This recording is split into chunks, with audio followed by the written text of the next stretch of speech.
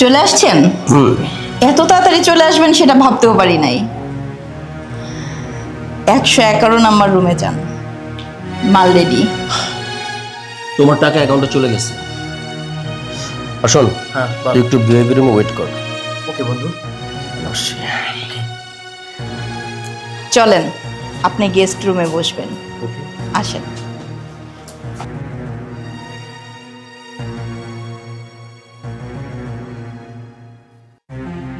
আমি কোনো সিনেমা দেখতে আসিনি।